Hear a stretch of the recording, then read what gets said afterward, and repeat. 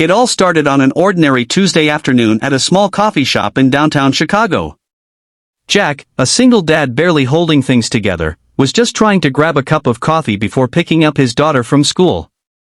But that day, fate had other plans. Across the room, a woman in a sharp navy blue suit was being cornered by a group of loud men who didn't know when to stop. Most people pretended not to notice. But not Jack. He stood up, and that single act of kindness would change his life forever. Hey everyone, welcome back to your channel name, where real stories remind us that kindness still exists in this world. If you enjoy emotional, heartwarming stories like this one, don't forget to hit the subscribe button, like this video, and share your thoughts in the comments below. Every story we tell is meant to touch your heart and maybe even inspire your next act of kindness. Jack Martin was 36, a mechanic by trade, and a single dad to a bright, curious 7-year-old named Lily. Life hadn't been easy since his wife passed away 3 years ago. Every morning, he'd wake up early, pack Lily's lunch, drop her at school, and rush to his small auto shop just outside the city. He didn't have much, but what he had, love, patience, and honesty, was worth more than money. That Tuesday afternoon, Jack had finished fixing a customer's truck earlier than expected. He decided to reward himself with a hot cup of coffee before the school bell rang. The cafe was buzzing with chatter and the rich aroma of roasted beans. Jack found a corner seat and ordered his usual, a black coffee with just a hint of sugar. He was scrolling through pictures of Lily's school project when he noticed a commotion at a nearby table. A woman sat alone with a laptop open, probably working through lunch. She was in her mid-30s, elegant yet tired-looking, the kind of person who carried the weight of responsibility in her eyes. A group of 3 men at the next table started whispering and laughing, making snide remarks. Then, one of them stood and leaned too close to her. Jack could see her discomfort from across the room. Her shoulders stiffened. She tried to ignore them, but the man didn't back off. He made some crude comment that made her flinch. Jack's heart tightened. He'd seen enough of the world to know what was happening and enough of his daughter's innocent eyes to know what kind of man he wanted to be. Without a second thought, he stood up and walked toward them. "Hey," he said firmly, placing his coffee cup on the woman's table. "Everything okay here?" The man turned, sneering. "Mind your business, dude." Jack didn't raise his voice. "I think this lady just wants to finish her coffee in peace. Maybe give her that." The tension thickened. A few people began watching. The men exchanged glances, then muttered curses under their breath and finally backed off, leaving the cafe. The woman looked up at Jack, her eyes wide with a mix of surprise and relief. "Thank you," she whispered. "No problem," Jack said softly. "Some people just forget how to behave in public." She smiled faintly. "I'm Emily." "Jack," he said, extending his hand. What Jack didn't know was that Emily Rhodes wasn't just any woman trying to get through her lunch break. She was the CEO of Rhodes Technologies, one of the fastest-growing software companies in the city.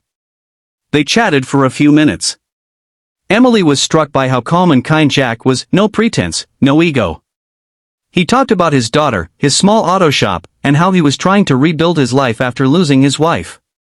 When Emily finally looked at her watch, she realized she was late for her next meeting. "You really didn't have to step in," she said as she packed up. Jack shrugged. "I did what anyone should have done." Emily smiled. "Not everyone does." And with that, she left, but not before writing her number on a napkin. "If you ever need a favor, call me," she said, walking out with a grateful smile. Jack didn't think much of it. Life went on, fixing cars, helping Lily with homework, paying bills. He tucked that napkin into his wallet but never used it. Weeks later, fate intervened again. Jack's auto shop got hit hard by a city inspection. Some paperwork mistake with permits meant he had to shut down temporarily. He didn't have the money or connections to fix it quickly.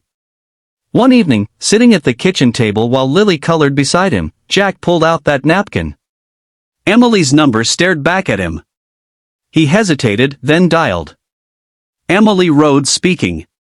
Jack introduced himself, unsure if she'd even remember him. But she did instantly. "Jack." The hero from the cafe, she said warmly. He laughed nervously. I wouldn't go that far. I just needed some advice. My shop's in trouble, and I'm not sure what to do. Emily listened carefully. Send me the details. Maybe I can help. By the next morning, Emily had called in a few favors from city contacts. The issue was resolved within days. When Jack tried to thank her, she invited him to lunch. That lunch turned into many lunches. Then dinners. Then long talks that stretched past midnight. Emily was used to boardrooms, luxury hotels, and people who wanted something from her. But Jack was different. He didn't care about her money or title. He cared about her. The real her, the woman who worked too hard, who hadn't laughed freely in years, who carried loneliness under her polished smile. And Emily, in return, found herself drawn to Jack's quiet strength. He was humble, protective, and endlessly patient, the kind of man who'd give up his meal if someone else was hungry. One rainy Friday night, Emily came by the shop to drop off dinner for him and Lily. She watched as Jack lifted Lily onto his shoulders, both of them laughing as they tried to fix a leaky ceiling pipe. It was the first time Emily had felt home. That night, as they sat under the old neon Martin auto repair sign eating pizza, Jack looked at her and said, "You know, when I stepped in that day, I thought I was just helping someone out.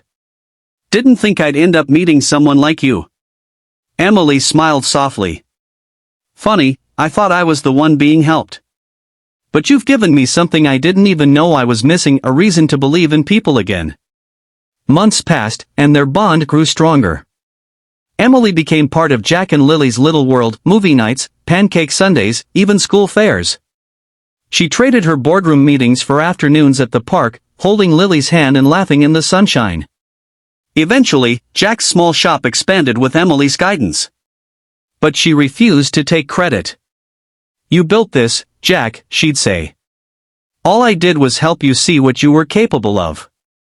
And Jack, in turn, reminded her that kindness didn't always come from grand gestures or expensive donations. Sometimes it came from standing up for someone when no one else would. Their love story wasn't about fairy tale perfection. It was about healing, trust, and two people who found hope in unexpected places.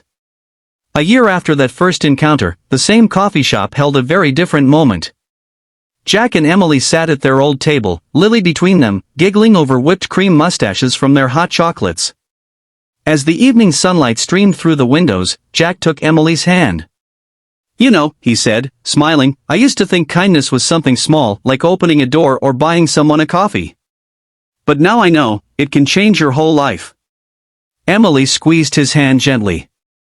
"And sometimes," she whispered, "it leads you right where you're meant to be." They looked at each other, two hearts from completely different worlds, united by one simple act of courage and compassion. Because that's the power of kindness.